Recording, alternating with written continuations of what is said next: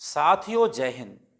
भारत की आज़ादी के मुक्ति यज्ञ में जिन अनेकानेक महापुरुषों ने अपने जीवन को समिधा बनाकर होम कर दिया, सुभाष चंद्र जी बोस का नाम उन्हीं में से एक है। यह बात अलग है कि आज़ादी के पश्चात हमने कुछ चुनिंदा महापुरुषों के योगदान का ही स्मरण किया।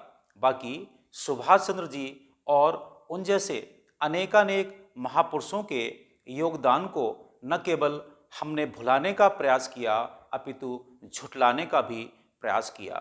और यह सब इसलिए किया गया क्योंकि यदि ऐसा न किया जाता तो फिर हम चरखे से आई आज़ादी के गीत कैसे गा पाते। फिर तो हमें रंग दे बसंती चोला ही गाना होता। साथियों, हम भली प्रकार जानते हैं कि मेघ कितने भी काले और घने क्यों न हो, इसके बावजूद भी वे लंबे समय तक सूर्य को ढके नहीं रह सकते। आज एक ऐसा सुखद संयोग आया है जबकि आज़ादी के 75 वर्ष पश्चात हम उन अपने सभी महापुरुषों का स्मरण कर सकेंगे जिनके पुण्य प्रयास से, जिनकी शहादत से, जिनके बलिदान से हमारी आज़ादी हमें प्राप्त हुई है, जिसको कि हम आज तक झुठलाते आए हैं। साथियों, सुभाष चंद्र जी बोस एक ऐसे महापुरुष हैं जो हमारी युवा पीढ़ी के लिए बहुत बड़ी प्रेरणापुंज बन सकते हैं। जब 1920 में उन्होंने आईसीएस की परीक्षा पास कर ली और वह भी बहुत कम समय में, माने केवल 6 महीने के प्रयास के बाद, जबकि उसके लिए 2 वर्ष का समय प्रायः लगा करता था। इसके बाद भी उन्होंने नौकरी नहीं की बल्कि उससे रिजाइन कर दिया।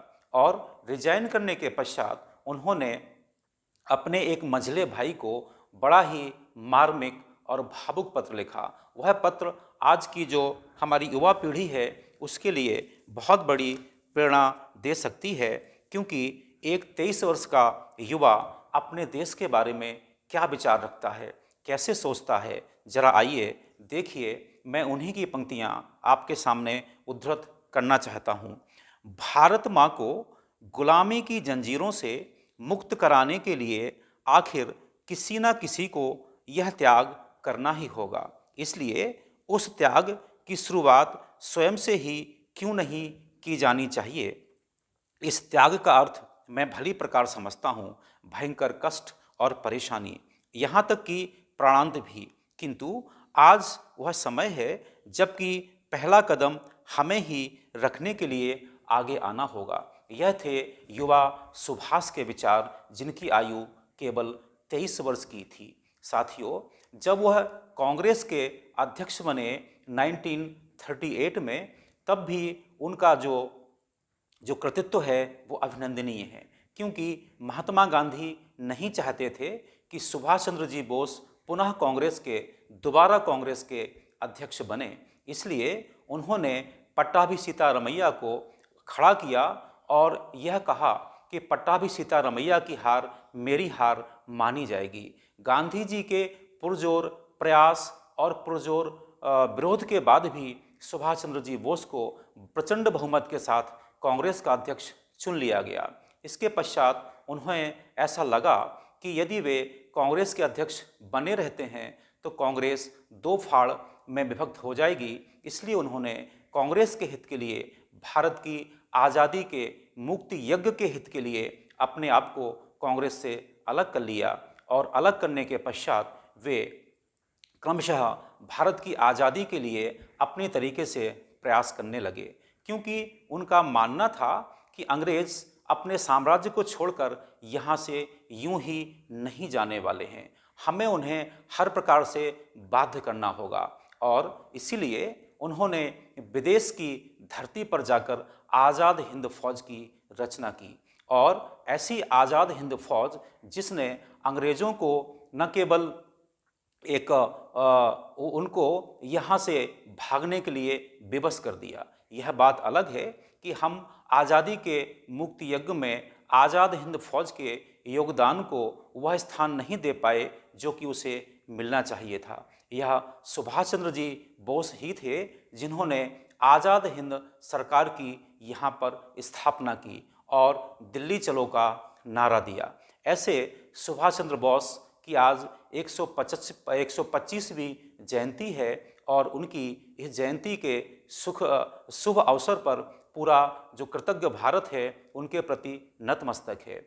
आज एक बहुत ही ऐतिहासिक काम होने जा रहा है और वह ऐतिहासिक काम यह है कि हमारा जो भारतवर्ष का जो दिल्ली राजधानी है उसमें जो इंडिया गेट है उसके ठीक सामने उनकी आज एक विशाल स्टैचू स्थापित होने जा रही है। इसका एक ऐतिहासिक महत्व भी है। आज के बाद मुझे लगता है कि भारत का इतिहास एक नया करवट लेने जा रहा है, जबकि हम आज के बाद सुभाष चंद्र जी बोस और उन जैसे अनेकानेक महापुरुषों के योगदान का भी स्मरण कर सकेंगे। उससे हमारी युवा पीढ़ी को प्रेरणा मिलेगी और वह एक उत्साह के साथ आगे बढ़ सकेगी। साथियों, आज एक बहुत ही सुखद संयोग है हम उन तमाम भारतीयों के लिए जिनका ऐसा मानना रहा है कि हमें हमारी आज़ादी चरखे से नहीं मिली, याचना से नहीं मिली, बल्कि हमने उसे अपने बाहुबल से जीता है। उन ऐसे तमाम लोगों के लिए जिनका ऐसा मानना है, आज एक बहुत ही गौरवशाली दिवस है। इसलिए मैं आज पूरे भारतवासियों के लिए सुभाष चंद्र बोस जी की जयंती के अवसर पर शुभकामनाएं संप्रेषित करते हुए यह निवेदन करता हूं कि आइए हम सब मिलकर सुभाष चंद्र जी की जयंती को मिलजुल कर मनाएं और यह उद्घोष करें कि हमें हमारी आज़ादी हमारे बाहुबल से मिली है, किसी की दया से, किसी की कृपा से नहीं। क्योंकि हम भली प्रकार जानते हैं कि श्री राम और श्री कृष्ण का भी जो याचना वाला जो रोल है वह काम नहीं आया। श्री राम को भी समुद्र के सामने तनकर खड़ा होना पड़ा, तब समुद्र झुका। भगवान कृष्ण को भी शांति दूत बनकर जाने के पश्चात कुछ भी नहीं मिला, अंततः महाभारत हुआ ही हुआ है। इसीलिए आज मैं पुनः कहना चाहता हूँ कि सुभाष चंद्र जी बोस, चंद्रशेखर, भगत सिंह जैसे अनेकानेक जो हमारे क्रांतिवीर थे, उनके योगदान से, उनके बलिदान से हमें आज़ादी मिली है। आज कृतज्ञ भारत उन सभी के चरणों में अपने श्रद्धा सुमन अर्पित करता है। मैं पुनः एक बार आप सभी को सुभाष चंद्र जी बोस की 125वीं जयंती के शुभ अवसर पर बहुत बहुत शुभकामनाएं देते हुए अपनी बात को पूरा करता हूँ। जय हिंद, जय भारत, वंदे मातरम।